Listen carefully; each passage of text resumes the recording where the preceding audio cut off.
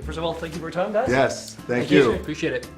Okay, so first, you're writer and director, which is closer to being a master of the universe of a film.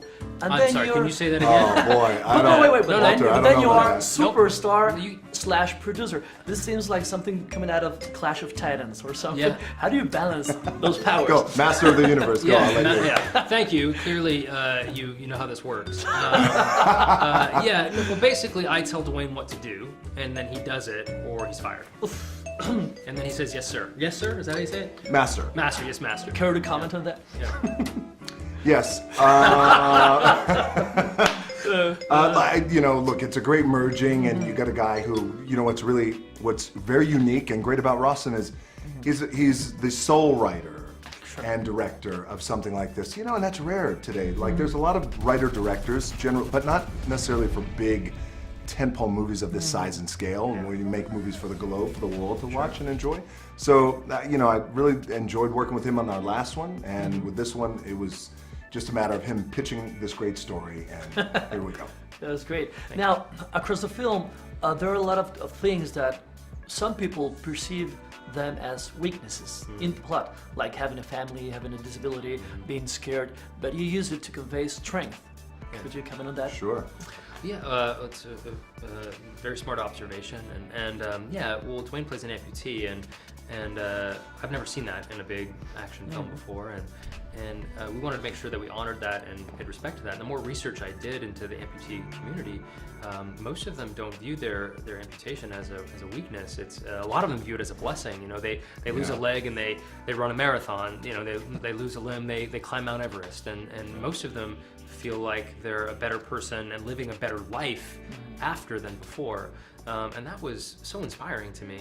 And so we didn't want to pander in our film. We wanted to make sure that Will Sawyer's leg wasn't holding him back. And we've said this a lot, that, you know, the challenge for Dwayne's character wasn't below the knee, but between the ears. It was a psychological issue. You make sure to portray that? Well, we had to, yes. So I spent a lot of time with amputees, certainly spent a lot of time with Rawson just to make sure that I got it right.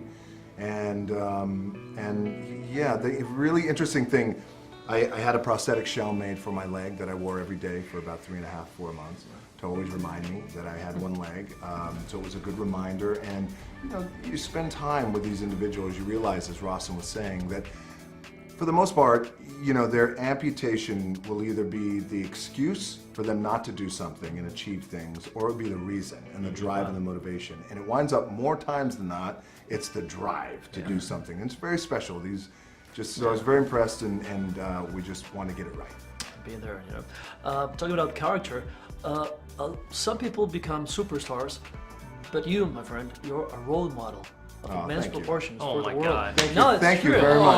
Not You said I'm a role model for the world. Not only regarding I'm work gonna- ethics, but I'm also Work ethic. motivations and philosophy. Thank you. Is I'm it gonna throw up. I'm hard? gonna throw up on No, television. is it hard? Does it put a pressure on your personal as well as professional life? Well, it's hard when you sit next to this guy, you know, who's just, you know that thing, it's called haterade.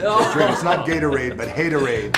And he drinks it by the gallon. No. Oh my God. No, but seriously. It's, thank you for saying that, by the way. It's not that it's hard, it's just, you know, I become really keenly aware of my position more and more as every day goes by and the months and the years go by. And it's also, it comes with the territory. And I'm very lucky. We talk about this, you know, we live in gratitude every day, because the alternative to the position I'm in now, the alternative would be nobody knows who I am.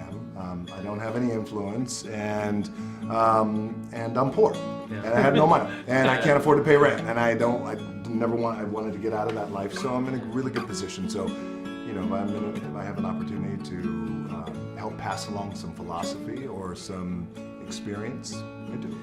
But also, just on that point, I'm so sorry, but yeah, Dwayne is a role model for a lot of people, and the reason that is just because he's genuine. It's who he is. Like, who you see on social media, that's the guy.